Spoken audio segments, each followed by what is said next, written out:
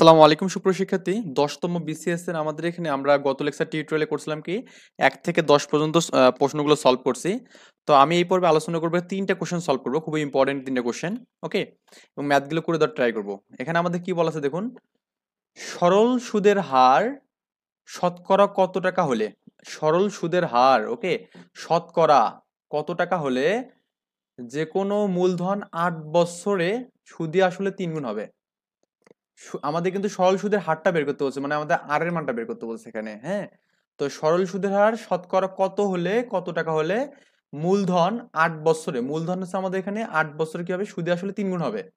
তো আপনি যদি মূলধনকে এক্স ধরে নেন, তাহলে আমাদের এখানে সুদে আসলে কত হচ্ছে, এখানে 3x হচ্ছে এখানে। ওকে, 3xটা কি হচ্ছে এখানে, সুদে আসলে হচ্ছে, কিন্তু এখানে সুদে আসলে কত হচ্ছে, 3x হচ্ছে।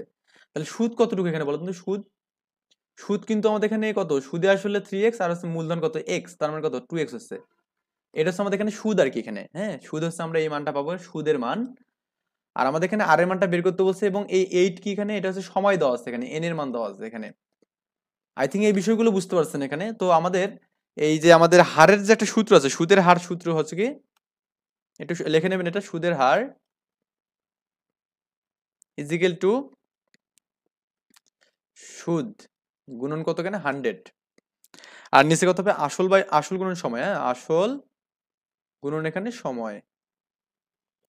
সূত্রটা খুব ইম্পর্টেন্ট, আর গুণ করে দিয়ে করতে পারেন, সমস্যা নেই এখানে। সুদ কত এখানে বলুন তো, এখানে আমাদের সুদ হয়েছে কত এখানে, আমরা অ্যাকচুয়ালি আমি ধরছিলাম এখানে সুদের মানটা কত পাইছিলাম এখানে, দেখুন তো সুদের মানটা হচ্ছে পাইছিলাম কত, 2x পাইছিলাম তাই না, এখানে পেলাম 2x পেলাম এখানে। আচ্ছা, আর আমাদের এখানে তো আগে থেকে একটা 100 ছিল এখানে, আর আসল কত ছিল বলুন তো, আসলটাকে আমি x ধরছিলাম এখানে, আসলকে আমি x ধরছিলাম, এবং সময় কত ছিল এখানে, সময় হচ্ছে 8 বছর ছিল এখানে। তো এক্স এক্স কাটবো এখানে, এই 2 দিয়ে 8কে কাটলে 4 হবে এখানে। তো 4 25-এ কত হবে, 100 হবে এখানে, তাই না, এখানে 25 হবে এখানে। তার মানে এখানে সুদের হার কত, 25% হবে এখানে। আমাদের অ্যান্সার কত হবে, এটা হবে এখানে শতকরা, এখানে 25% অ্যাকচুয়ালি আমাদের হবে এখানে 25%। ওকে, বা 25 টাকা দিলেও কোনো সমস্যা হবে না, 25% বা 25 টাকা এখানে। এখন 12 নম্বর যে ম্যাটটা আছে এখানে দেখি, চিনির মূল্য 25% বৃদ্ধি পাওয়াতে, মানে আমাদের আগে বাজারে যা ছিল তার থেকে কি পেয়েছে, এখানে 25% বৃদ্ধি পাওয়াতে একটি পরিবারের চিনি খাওয়ার এমন ভাবে কমানো হলো, মানে ওই পরিবারের মধ্যে চিনি খাওয়ার পরিমাণ কমাই দিছে যে চিনি বাবদ ব্যয় বৃদ্ধি পেল না। মানে আমাদের চিনির মান, চিনি খাওয়াটা একটু কমাই দিয়েছে, তাহলে তো টাকা কম লাগতেছে এখানে। আর আগের মতো যে চিনি খেত তাহলে কি টাকা কম লাগবে, ধরুন আমি এখানে ধরলাম যে একটা ফ্যামিলি 3 কেজি চিনি লাগে। তো 3 কেজি চিনির দাম মনে করুন ধরলাম আমি এখানে 300 টাকা সাপোজ। হ্যাঁ, এখন চিনির দামটা বেড়ে গিয়ে ওইটা আমাদের 400 টাকা হয়ে গেছে, ওই 3 কেজি চিনি 400 টাকা হয়ে গেছে। এখন আপনি করছেন কি, চিনি খাওয়াটা এমন ভাবে কমাইছেন যাতে করে ওই চিনির দামটা 300 টাকায় আছে, মানে 400 টাকা আর হয়নি এখানে। তো এই কথাটা বলছে। তো এখন বলছে ওই পরিবারের চিনি খাওয়ার খরচ শতকরা কত কমিয়েছে এখানে, মানে শতকরা কতটুকু কমাইছে চিনি খাওয়া, এটা আমাকে বের করতে বলছে। তার মানে অ্যাকচুয়ালি আমরা 100 এগুলো যে হিসাব করি তাহলে বেটার হবে এখানে। তার মানে 100 টাকা কিন্তু সে কি করছে বলুন তো, এখানে 125 টাকা কিন্তু সে কি পাইছে চিনি, মানে আগে যে চিনিটা 100 টাকায় খেত সেটা আমাদের কি হয়েছে, এখন 125 টাকা হয়ে গেছে এখানে। তাহলে বাড়তি, মানে বাড়তি কত হচ্ছে এখানে, 25 টাকা এখানে বাড়তি হচ্ছে এখানে, তাই না, 25 টাকা আমাদের কি হচ্ছে এখানে, বাড়তি হচ্ছে এখানে। তো আমরা এখানে লিখবো, এখানে একটু জাস্ট হালকা করে আমি লিখে দিচ্ছি হালকা করে, এই 25% বৃদ্ধিতে, বৃদ্ধিতে এখানে যাই হোক লিখবেন যে এখানে 125 টাকায় চিনি খাওয়া কমলো, তাই না, চিনি,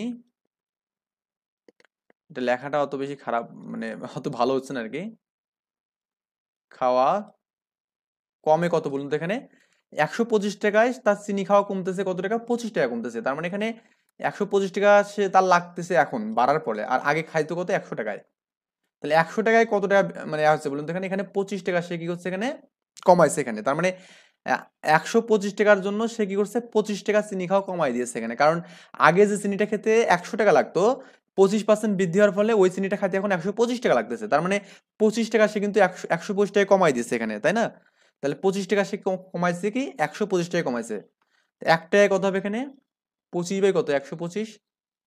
আর যেহেতু শতকরা বলছে তার মানে 100 টাকা বের করবো, তার মানে এখানে 100 গুণন 25, আর এখানে কত হবে, 1 2 5।